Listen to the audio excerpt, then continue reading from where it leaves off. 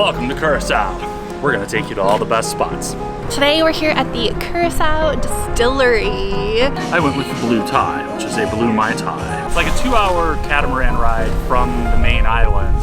We're Hayden and Aaron, and we're on a mission to visit every country in the world. Today, we're in Curacao, and we're going to show you some can't-miss spots on this tiny Dutch Caribbean island.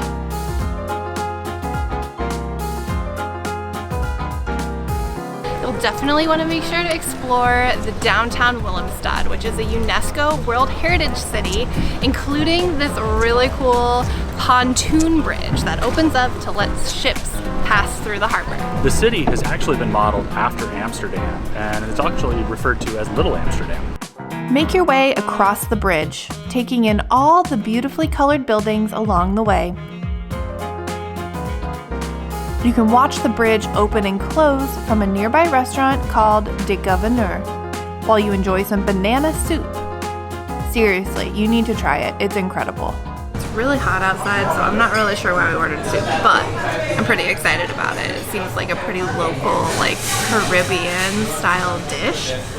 It's got this great like crostini on there, and it's probably gonna be what I'm looking forward to the most.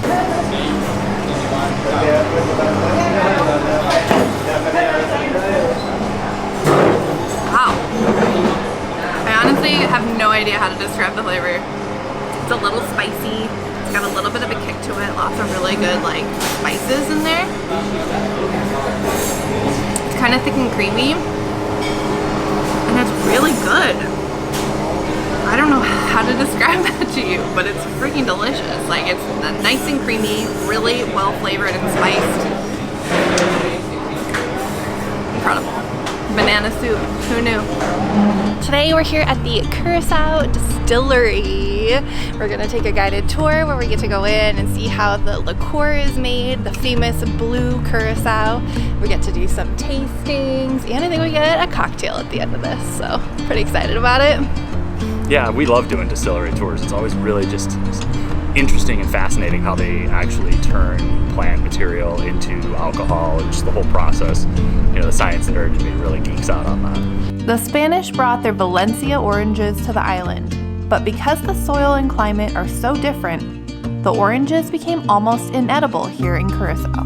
Decades later, it was discovered that the sun-dried peels create a delicious oil with a pleasing fragrance, and that is how the Curacao liqueur was created. We learned about the process of distillation and even got to smell the different artificial flavors that are made to create their signature liqueurs like chocolate, tamarind, coffee, and rum raisin.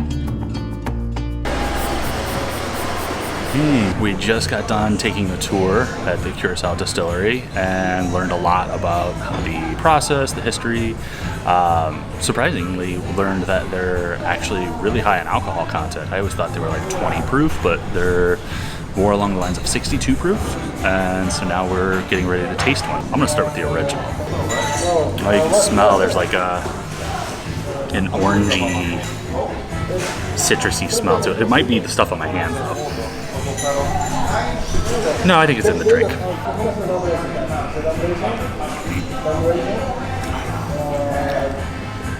Woo. That's strong on its own. I don't think I've ever had it straight before. I've always just had it kind of mixed in things. So my favorite liqueur was the tamarind one, so I got a tamarind mule because I'm a big fan of Moscow mules anyway, but so it's got ginger lime vodka and the tamarind.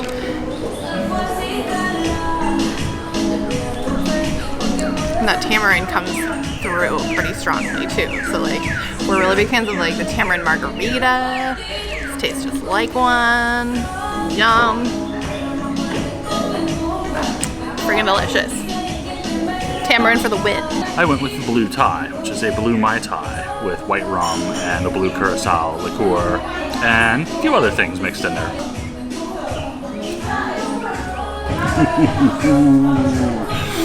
That's delicious. So the Blue Curaçao that we tried, obviously that's what's used in this, but it's been tempered down a little bit by the rum. So it's got this nice, just pleasing, beachy, tropical vibe going on. It's delicious. Fun fact, the colored liqueurs all taste exactly the same. So this one's blue, but it tastes orange. So the clear, the blue, the green, the red, and the orange all have the exact same flavor, and they just changed the color to be like fun because the locals here have a very colorful lifestyle. Like the houses are all colored, so they were like, let's just make them fun colors to be able to make fun drinks out of them. They only have a couple of actual flavor ones, like the tamarind. They have coffee, rum raisin, and a chocolate. So, just fun fact, this is orange, even though it's blue. Curacao is well known for its many beautiful beaches and gorgeous underwater reefs. Give back on your visit by participating in a cleanup dive with your local dive shop. Help keep the reefs clean by picking up trash and fishing wire while exploring the underwater world.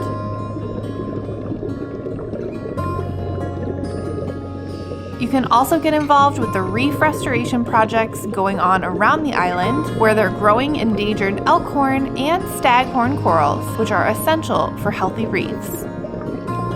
For a truly unforgettable experience, visit Playa Pescado and spend some time hanging out with the resident sea turtles. You can even see them if you're just snorkeling from the surface, so it's a great activity for everyone.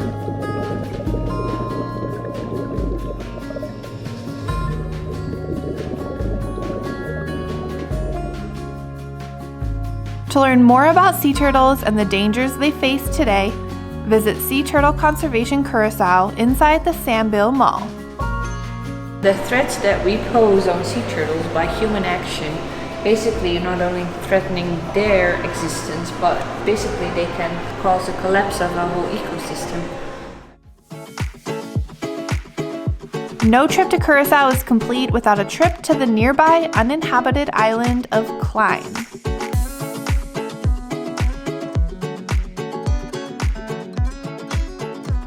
Welcome to Klein Curaçao. We took a little boat over this morning and it was kind of rough.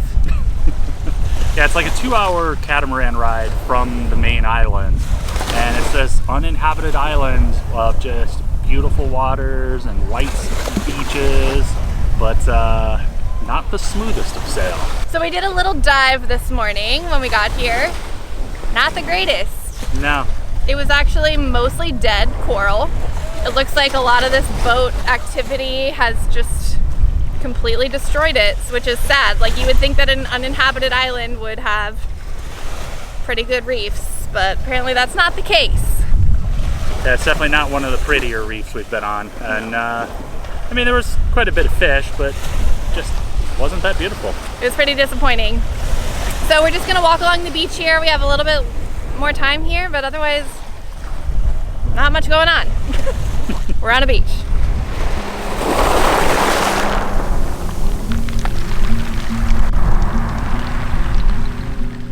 The iconic pink lighthouse that sits in the middle of the island is worth a visit. The first lighthouse was built in 1850, but was later destroyed less than 3 decades later, so it was rebuilt in the structure you see today. While the floors and stairs have seen better days, and you need to watch your steps so you don't fall through a hole in the floor, the lighthouse is actually still functioning with the help of an LED light and solar power. You can see why a lighthouse is so necessary off in the distance, where you find the remains of a large oil tanker, which was stranded on the windward side of the island. Because Klein is such a low, flat island, it's difficult to see from a large ship. Paired with the strong winds, it makes it a difficult island to navigate around. Don't miss exploring the other nearby islands of Aruba and Bonaire. By taking a quick 20-minute flight in either direction, you'll see jaw-dropping aerial views of these gorgeous islands. Time for some booze tunes. Time for a booze cruise. Ooh, that's good. I love that. It's just like taking shots of flavor. I feel like I'm 12, you know, like in high school and you're like drinking liqueur like Boone's Farm. It's kind of what it reminds me of, but Tamarind one's pretty good. It's basically bro town on this boat. Bro city. There's a lot of people that we didn't expect to be with today, but hopefully we make it as fun as we can. can't see shit. Can you see? Yeah. Are we in the shot? Yep. I mean, top